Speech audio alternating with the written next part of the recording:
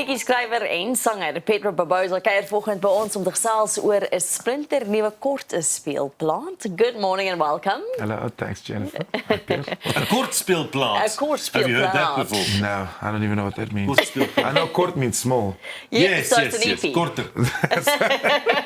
Sorry. Yes. Oh, well done. Okay, got something. Pedro, how many instruments can you play? Guitar, a little bit of piano. I play ukulele, cavaquinho, which is a Brazilian guitar, and a little bit of bass. Yeah, I think that's about it. So 4 or 5-ish. Five.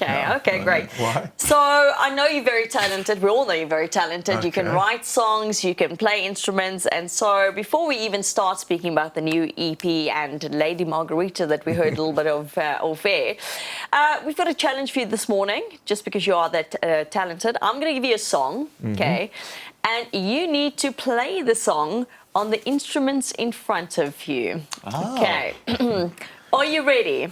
I thought this was a cooking test. Yeah. No cooking test. We'll Okay. start off with We Will Rock You. Oh my soul. Yes. We were with raided kitchen Buddy or a utensils. boy, that's the one. Buddy or a boy. That's gonna be interesting. Okay. So I must figure out what I'm gonna do with this. How can you do it with that?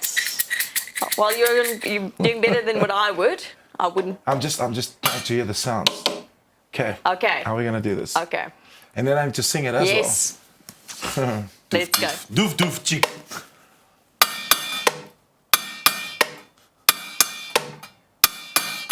Buddy or a boy, make a big noise playing in the streets. Gonna be a big man someday. You got mud on your face, big disgrace. Kicking your cans all over the place, singing we will Perfect. rock Hey.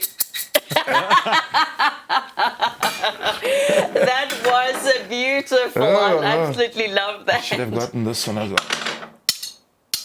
No kidding. You know, just a bit of a warm up there. Yeah. Now to the EP, new EP. It's like a couple of years since you've actually released your last album. Tell us about the new EP, because you also changed the title of the EP midway through. Yeah. So the EP was going to be called The Phoenix, and due to the Star News song was actually called The Phoenix, and that was because I wanted something that, like, you know, I went through a lot of. I'm always going through a lot of emotions. You know, artists. You know, there's always something wrong. And basically, I wanted something that showed that we could come out of, you know, after failing yourself and stuff, and the whole idea of the phoenix coming out of ashes and just, you know, reborn and all that stuff. So that was the idea behind it, and I hadn't released anything. I just released singles, so I thought releasing an EP and having that associated with it was a cool thing. And then the Star New came because, I mean, I am the phoenix kind of thing, you know. Well, we are. Whenever you rise up and get out, you know. And I was like, okay, now it makes more sense to go the Star New instead of the Phoenix.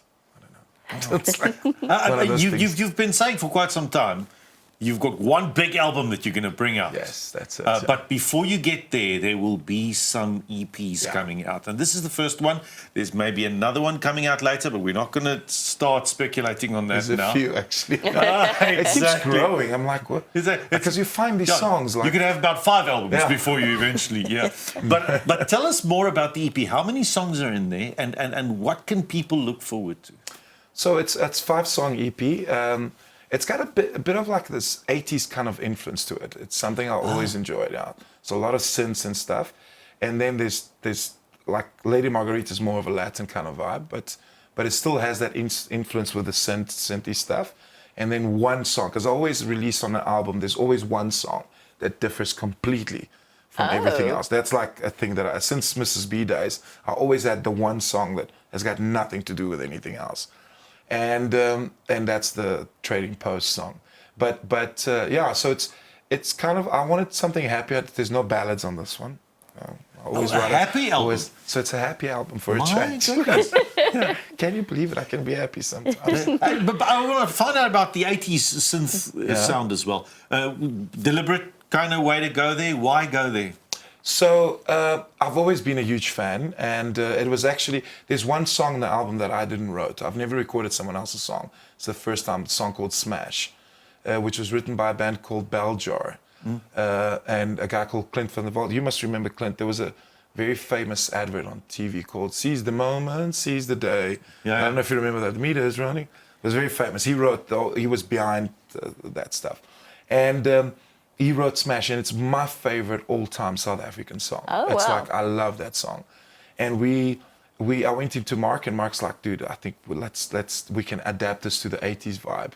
And it just worked perfectly, and was like, yeah. And Mark's your producer. Yes, producer and like older brother. Let's my new older brother. Yeah. How important is it for you to always kind of work with the same people, like that you really trust them, like when you bring out an EP or a single, whatever it is? Do you like jump around a lot from produce to produce, or do you like to stick to one person because you know they know you and you know them? I've been sticking with Mark for now, I think, since 2017. I don't know, to be honest. That's a good question, Jennifer. I think different styles would suit different producers the best, I suppose. The thing is, Mark is very versatile, and I'm very versatile. And we somehow find like a click in that. But like you said, for me, the most important thing is what happens emotionally on the studio. And we just kind of like we gel on studio. I always get there and we talk for 3 hours and record for 30 minutes, which I love. It's like great. You like interact and then there's just, everything just flows, you know, it just becomes so easy. It's natural. It's great. You also write a lot of songs. You are a songwriter, and it always feels to me like songwriting comes quite easily to you. Is it important for you to also sing? Because like we spoke about Smash now, it's the first time that you've actually done like a song by another composition from someone else.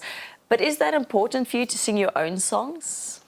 I think recording-wise, generally, I feel a bit guilty recording other people's music.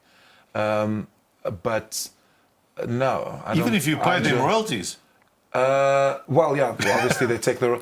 I don't know. It's just, first of all, it's a process to sing someone else's song, because you need authorizations, and then it's the labels and this and that. But I do covers a lot at the shows, and I don't mind that at all. But I always say, if you're going to do something from someone else, make it your own. You must really feel it. Otherwise, that's why you won't see me singing songs like Sweet Home Alabama and stuff. Because I just don't relate to the song. And I used to back in the day, but not anymore. And, you see, that's interesting. You say back in the day, you're talking about Like a Phoenix, The Star in You, that kind of thing. You are working non-stop. I mean, I saw a post of you this morning on Instagram that was posted 8 hours before the show started. Yeah. That's after 10. You were still working last night.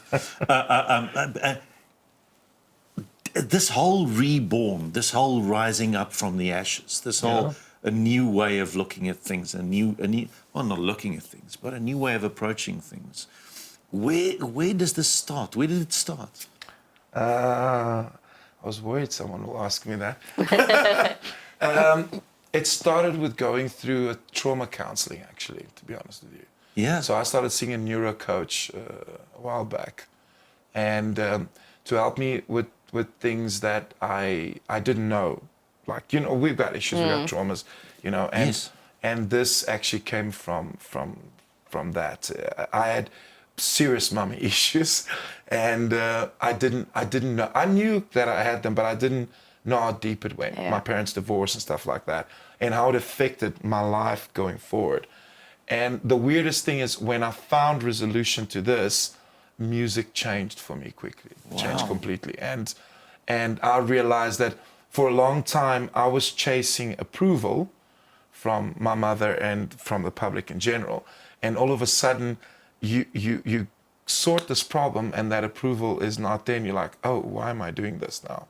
Wow. Oh. You know? So it's kind of The like motivation changes. completely. And your goals and everything changes. So so it's kind of like it hit me so hard. I was like, okay, this is like, Sure, incredible. it's Wow. But it's good. It's good. It's not a bad thing. really It's is. growth. It's growth. It is, Yeah. and it's wonderful also, and may you continue to inspire people through your music, and thank you for being authentically yourself, and we can't wait for the new EPs that are coming out before the big album, but most of all, for Maybe I now, release an Afrikaans. there we go, releasing in Afrikaans, Jy you heard het it my. all, Jy het my. and we can't wait for Lady Margarita that you'll be playing just after this.